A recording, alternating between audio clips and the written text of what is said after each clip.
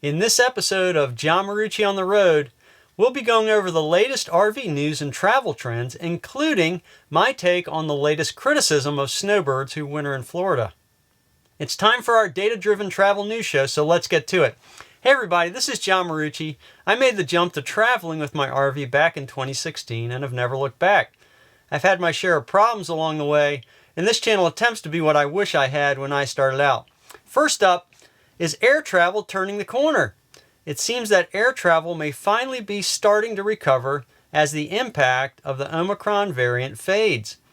Passenger volumes have hit the 90% rate versus 2 years ago for the past week.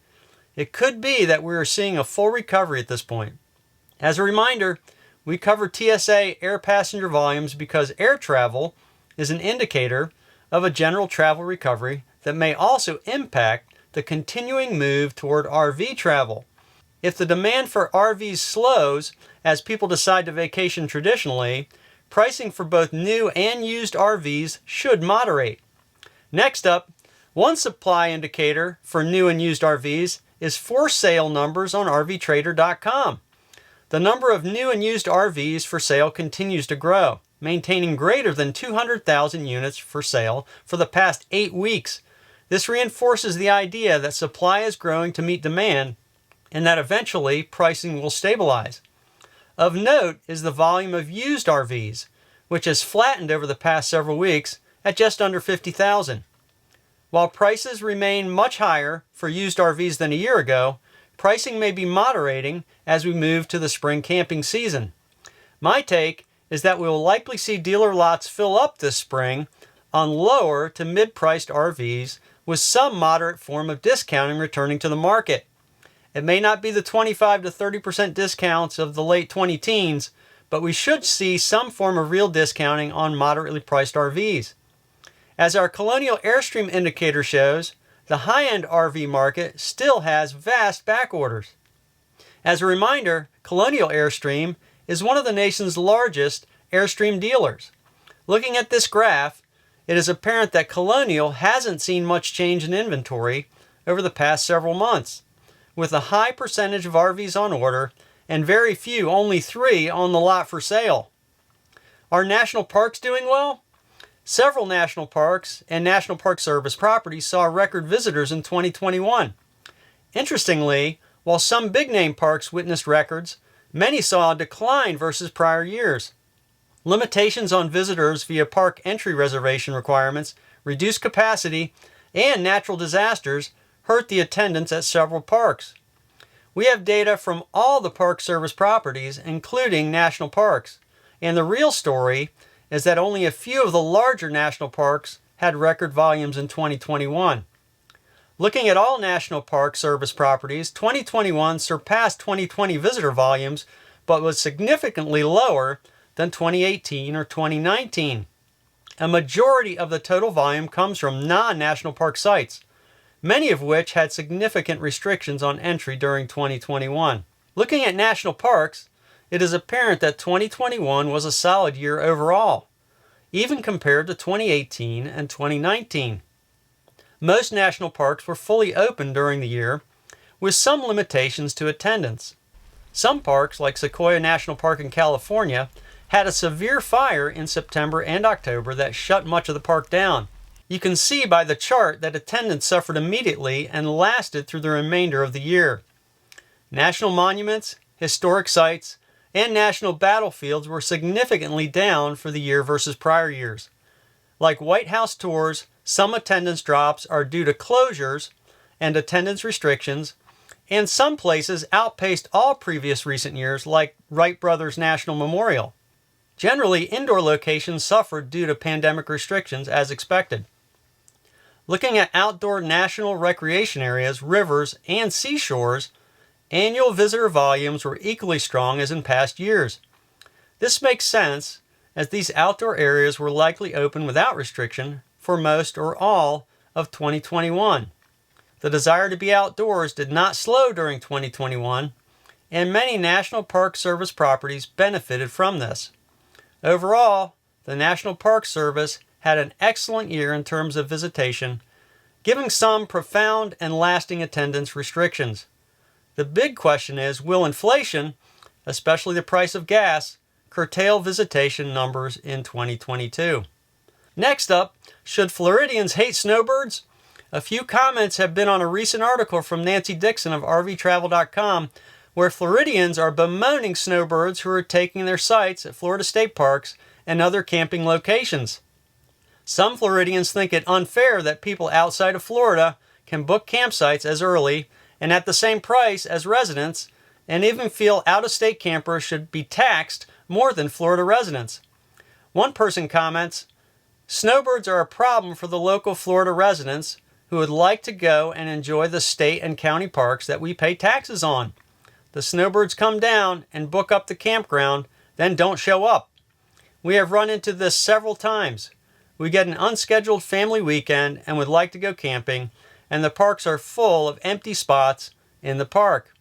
The Florida residents should have a priority and be able to book places over non-residents. There should be a snowbird tax. They are welcome to visit. If they stay for a certain length of time, pay taxes to keep up the roadways and parks that they are using. The parks are full, roadways overcrowded, and there is more congestion at the hospitals and other areas." There are a few things to point out in the discussion. First, if you do live in Florida, you don't have a state income tax. So much of the tax base for government services come from three sources: sales taxes, property taxes, and government fees. Property taxes usually fund schools and local government services. Gas taxes generally fund roads. This leaves other sales taxes and government fees as a general funding source. So let's look at a booking I made last season at a Florida state park. You can see the reservation fee, the daily rate, and the utility fee. The utility fee is a $7 per day tax on RVs, as tent campers don't pay this fee. The utility fee was included in July 2021, likely to cover increased electricity use from RVs in the summer. In winter, air conditioners are used sparingly, and most RVs are heated with propane paid by the RV owner. I call it a tax by any other name. So, for a 4-day stay, the reservation fee is $6.70, the site rental is $24 per night, or $96 for the stay, and the utility fee is $28. Sales tax is $13.64. The total cost of the 4 days was $144.34, or $36.08 per day. So fees and taxes add 50% to the $24 per day price on the site rental. This $12.08 per day in fees and taxes goes to help fund the state and state parks. If I extrapolate out taxes and fees over a 90-day trip, it equals just under $1,100. Take this amount and multiply it by likely a low estimate of 10,000 people snowbirding, and you come out with just under $11 million incremental benefit to Florida's coffers. No small amount. What we haven't talked about are all the food, retail, restaurant, and fuel purchases made by out-of-state campers while in Florida. There is obviously a huge benefit to tourists, covering a significant portion of state revenue, much more than just what comes from park fees. Also, next time you're staying at a Florida state park in the winter, walk around and look at the license plates in the campground. You may be surprised that residents take up many slots. If you want to get a great campsite in winter at a state park, anyone in or outside of Florida who understands knows you have to book 11 months ahead of time when the booking window opens. The few full hookup sites at Lake Louisa or Waukesha Springs or Silver Springs, for example, go pretty much immediately. Finally, have you ever noticed that many Florida state parks have sites that go empty for your entire stay at a campground? This became frustrating as I heard about people having a hard time getting site reservations. If you go online and try to book at Colt Creek State Park, for example, you'll notice several missing site numbers. Site 8, 10, 28, and 33 are not reservable. Site 10 is the campground host, but the other 3 are unused sites held for emergencies. Site 8 is directly across from the bathhouse and laundry machines, certainly a coveted site. Colt Creek is one of my favorite places, and I've commented to the park a few times about this since these sites are prime winter real estate. I'm not sure those running the parks understand the daily and ongoing loss of revenue that could be funding park improvements. So let's analyze the lost revenue from Site 8 at Colt Creek. During a prior stay at Colt Creek, I paid $24 a day plus taxes and booking fee and the $7 daily utility fee. So the actual daily revenue for the site was $36.08.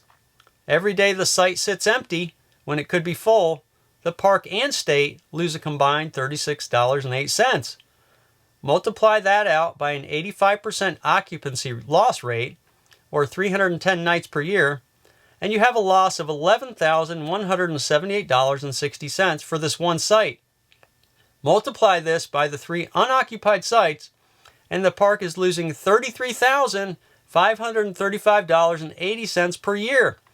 Enough to do quite a bit of upkeep, maintenance, salary improvements, etc. I think the very first thing any Floridian should do who loves camping at these great state parks is to ask why these sites sit unused. Every time a follow-up survey is emailed to you after a trip, ask this question. Maybe someone will take note and change the policy and open more sites that sit empty to reservation. Finally, for today's news, fuel prices are staying stubbornly high. AAA's latest figures show that as of February 23, 2022, the current national average price per gallon of regular unleaded is $3.53.5, up 20.6 cents from a month ago and up from $2.64.5 a year ago. Given a long trip of 3,000 miles with your tow vehicle getting 10 miles per gallon, it would cost you $1,060.50 now versus $793.50 a year ago, over a 33% increase. Okay, that'll do it for today's news episode. Before you go, please let me know your take in the comments on any issues covered in this episode. If you have enjoyed our data-driven news episode, please click the like button and share the video on social media. If you're new to RVing, please join our New to RVing group at johnmarucci.com and receive our free Getting Started videos in a convenient email. Thanks for watching. Stay safe. This is John Marucci, and so long for now.